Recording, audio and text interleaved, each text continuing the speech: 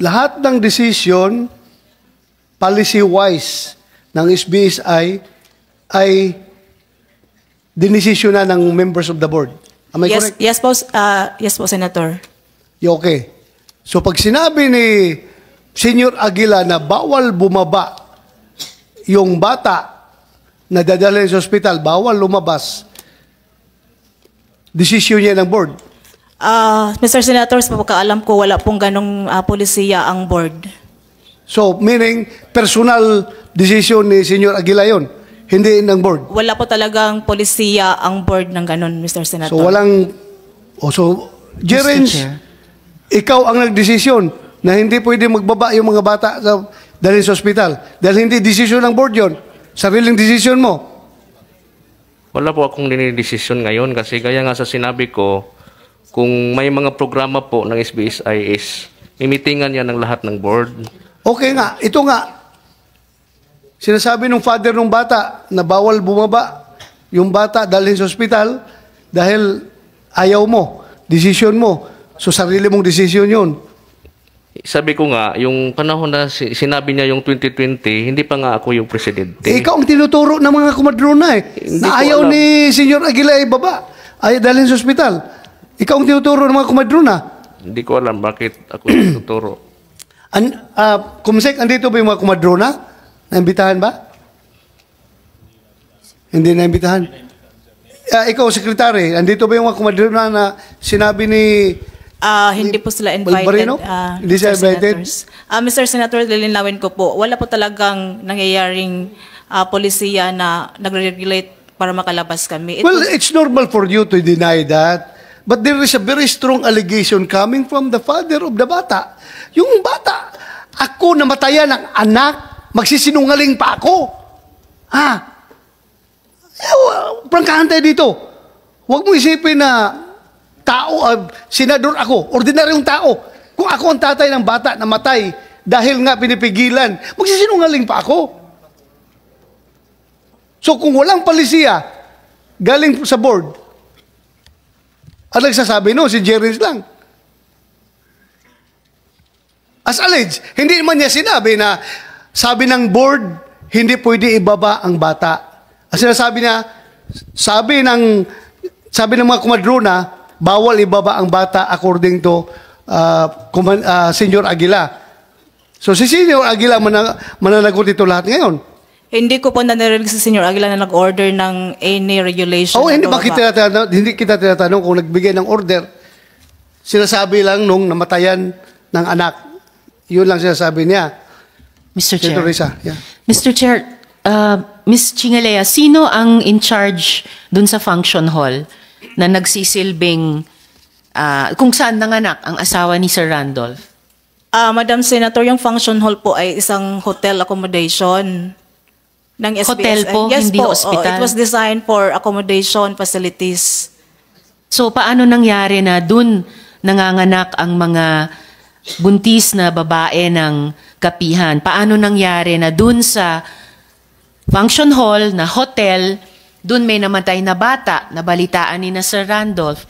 Paano nangyari na dun sa hotel, dun pumunta yung asawa ni Sir Randolph para manganak? At paano nangyari na dun sa hotel, kailangan nilang umuwi na dahil may mga nakapila pang manganganak doon? Hindi ko po talaga alam ang mga ganong allegations, Madam Senator. Ma'am, di ba kayo yung SecGen? Sino pong nakakaalam sa nangyayari sa mga nanganganak na babae ng kapihan na dun sa function hall nanganganak?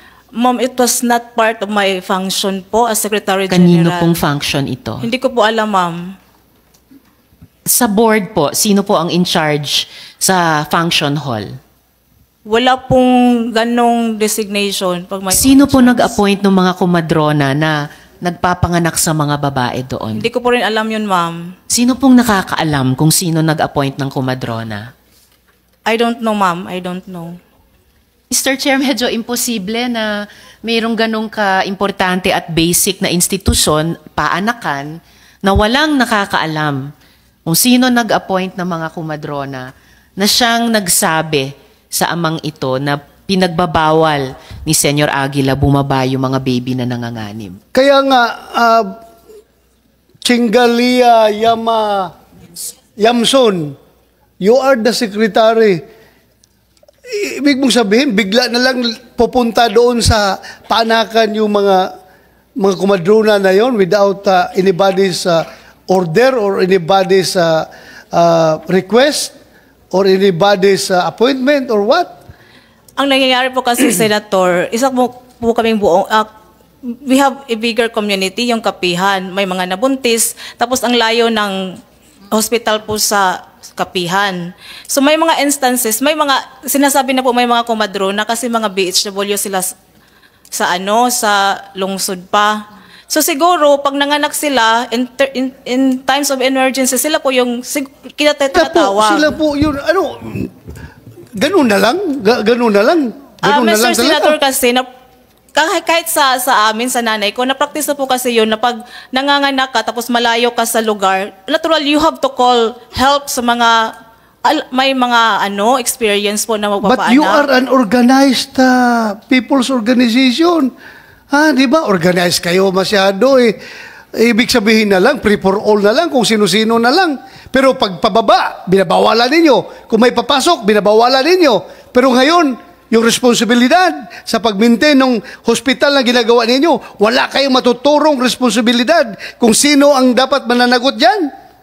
Senator, wala naman po talagang hospital doon. O hindi ka hospital, yung panganakan. I don't mean hospital. I mean yung paanakan, kung saan pinapaanak ng mga bata. Wala talaga. Wala pong nangyayaring ganun, Senator. Walang nangyayari? Walang nanganganak doon? No, may nanganganak po. Pero ang sinasabi ko po, in times of emergencies, kasi ang layo ng lugar. Hindi nga. Ang tanong nga ni Senator Risa, kung sinong namamahala, sinong in charge doon. Hindi ko po talaga alam, Senator. Ay, nako. Anong klaseng sekretary ka? Meron ka nga listahan sa akin ng mga patay. Yes po, binibigay po ko, I was asked by the NBI to furnish us a copy of death. Pero yung nabigay ko po sa inyo ay, di ba mga 30 deaths lang po yun? Because I was cooperating with you. Yes, you have to cooperate. As dito sa hearing na ito, mag-cooperate ka rin kung sino ang dapat mananagot Hindi dyan. ko talaga masagot yan, Senator. I'm so sorry po. Wala talaga kong alam. Well, Mr. hindi Chair. kita pipilitin, pero hindi ako naniniwala sa'yo. Thank you po. Mr. Hindi Chair. kita pinipilit, pero hindi ako naniniwala sa'yo. Go ahead, Senator Risa. Saka Mr. Chair, yung sinabi po ninyo Ma'am Chinga Lea na 30 lang yon sa listahan. Aba, kung ikumpara natin sa infant mortality rate ng buong Pilipinas, 2.42 infant deaths per 10,000 per 1,000 live births. Baka mataas po ang 30 at hindi po 30 lang. And follow up po, ma'am. Sabi nyo, yung mga kumadronang yon ay mga BHW? Kino-confirm nyo ba? Mga BHW, yung, di ko nahuli eksakto yung mga pangalan nung sinabi ni Sir Randolph, pero Hogar, may Virginia yata, may Jonah or Jora, apelyido Mesias, pero baka mali yung pagdinig ko at may isa pang pangalan. Yung apat ba na kumadronang iyon, ito pala, tatlo nga. Jela Hugar, Virginia Mesias, at Jonah Ramirez. So itong tatlong kumadrona na nag-attend sa asawa ni Sir Randolph, sa mama nung baby na namatay, sinasabi nyo ba sila ay mga BHW? Ang sa pagkakaalam po, yung si Mesias at si Hugar po ay BHW. Hindi ko po alam si Jonah Ramirez po, ma'am. Okay, so alam nyo na si Jela Hugar at si Virginia Mesias ay mga BHW. Hindi nyo sigurado yung Jonah Ramirez. So may alam kayo dun sa paanakan. Kasi alam nyo yung status nitong dalawa sa tatlong kumadrona na BHW pala sila. Kasi nakasama ko sila, sa lungsod pa yung knowledge ko na BHW na po sila, ma'am. Okay, pero alam ninyo na bilang BHW, nagsisilbi silang kumadrona dun sa paanakan, tama? Hindi, siguro sila yung tinatawag pag may mga Hindi siguro sila. Kanina, Ay, ako, hindi siguro, Senator Mr. Chair, Risa. sigurado ang sinabi kanina eh. Chinga Lea Yamson, hindi ka pa nakulong sa baba, di ba? Hindi ka pa na-cited in contempt. No, hindi ka pa cited in contempt. Pero pag patuloy ka dito magsinungaling, 100% guaranteed, ikukulong kita doon sa baba, isa-cite in contempt kita. Kung patuloy ka magsisinungaling dyan. Very clear. Nandun ako, sabi mo pa nga sa akin, nung binisita ko kayo doon, sabi mo pa nga sa akin, na meron kami mga narcissist dito, sir. Di ba? Sabi mo, may narcissist. Alam mo, O pero ngayon, hindi mo alam kung sinong nagmamanage doon sa paanakan na yun. Sir, wala po talagang nagmamanage. Ang nangyayari kasi nga practice doon, kasi we know na may mga nurses as BHW. For example, ako, pag nag-need ako ng help, nilalagnat ako, I need to consult with the nurses. Ganun po kasi community knowledge na po yun, sir. Kaya nga, alam mo pala, even the community knows it. Ikaw, hindi mo alam kung sinong in charge doon. Yung question mo kasi is sino ang nagmamanage. Wala po talagang nagmamanage. In times of emergency, Ibig mong sabihin, lumabas lang yung paanakan na yan na walang in charge, walang gumawa. Sir, may mga home deliveries nga kami doon. Kung may paanakan kami, bakit may home delivery? May mga cases po kami ng home delivery. Mr. Chair, Yes, go ahead, Senator Tolentino. let me admonish the resource person that you're not supposed to argue with the chairman during a committee hearing. It's I'm part sorry of po, our I'm rules. sorry. Thank you. Thank you, Senator Tolentino, for that reminder. Senator Risa? Yes, Mr. Chair. So, sa kabila nung kababalaghang mga pabago-bagong sagot ni Ma'am Chingalea, Sir Randolph, kung pwedeng kumpletuhin nyo yung kwento nung inyong baby, yung kanyang paano po siya namatay, tapos pagkatapos nun, saan nyo po inilibing? Matong pagka alas 2 sa kadlawon, tungod kay natuyog naman ko sa pagka alas 12 sa tungang gabi, akong asawa nagbantay. Namukaw na akong asawa, nagpahihilak siya. 2 o'clock in the morning, yung tulog na siya, bigla siyang ginising ng asawa niya na umiiyak. Ara rin diyang humilak, wa ko Sandali lang, kasabot. I would like to acknowledge the presence of Senator Francis Tolentino. Thank you, Your Honor. Please continue. Sa tinga ako kay ara naman diyang humilak, dili na diyang mamati og pangutan-on unsa nahitabo, matong dito na di ang bata nga hinggahi na mamatay. Nagtataka ako bakit grabe yung iyak niya, hindi na siya nakinig sa akin. Nalaman ko na tumigas na pala yung katawan ng bata. Meron po akong dagdag na impormasyon na yung opisina nyo, kayo mismong opisina, nasa taas lang ng function hall. Kayo ang taga-pirma ng papel na pumapayag sa mga asawa tulad ni Sir Randolph na makasama yung mga asawa nila habang nanganganak.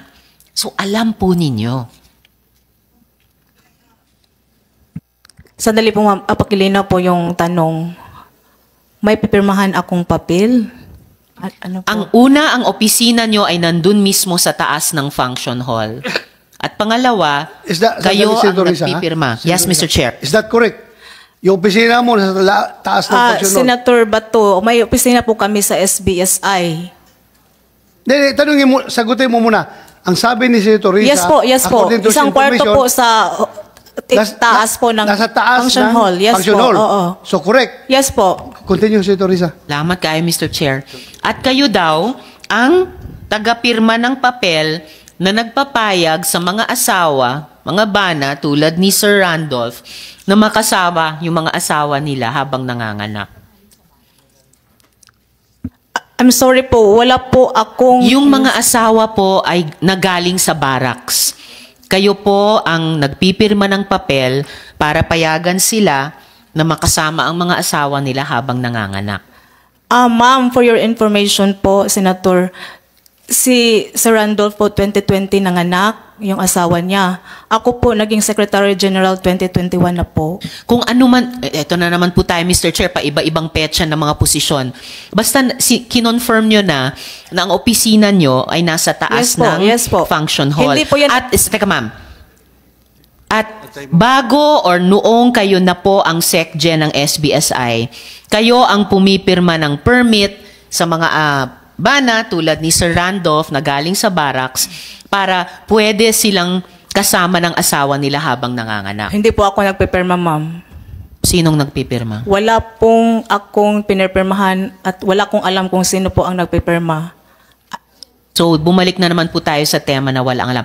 Dun sa dahil nasa taas lang kayo ng function hall. So, ano ang alam nyo sa mga operasyon sa function hall? Ano ang alam nyo dun sa panganganak ng mga babaeng buntis na manganganak na dun sa function hall? Ma'am, yung function hall kasi, after nagsettle kami, before pa kasi yun, hotel accommodation, tapos nagsettle kami sa kapihan. Ito po yung meeting place po namin sa organization. Yun po ang nangyayari. Tapos yung sa taas, isa po sa mga kwarto doon, naging opisina po ng SBSI. At nung paanakan na siya, dahil dun pumunta silang mag-asawa, alam nilang may kamamatay lang na bata, kailangan nilang umalis kinaumagahan dahil may mga nakapila ng manganganak. So mula dun sa opisina nyo na nasa taas lang ng function hall, ano ang alam nyo sa mga nangyayari dun sa mga constituents nyo na nanganganak doon? Na may attended ng 3 komadrona nung araw na iyon, nung hating gabing iyon, 2 ay BHW. BHW, barangay volunteers po yun. Yes po. O, ano pong alam nyo sa mga kaganapan sa ilalim lang ng opisina nyo na nanganganak yung mga babaeng constituents ng inyong organisasyon? Ma'am, wala na po talaga akong nakikitang nanganganak doon. May mga home deliveries kami. Yun po. Mr. Chair, marami pong barangay dito sa atin. May paanakan, of course, may home deliveries din, at maigi kung naa-attenda ng ating mga komadronang Pilipino. Pero ayaw talaga sabihin ni Ma'am Chingalea, yung siguradong may nakikita sa dahil nasa ilalim lang ng floor ng opisina niya. Nakikita natin dito, Senator Risa, everyone is evading responsibilities.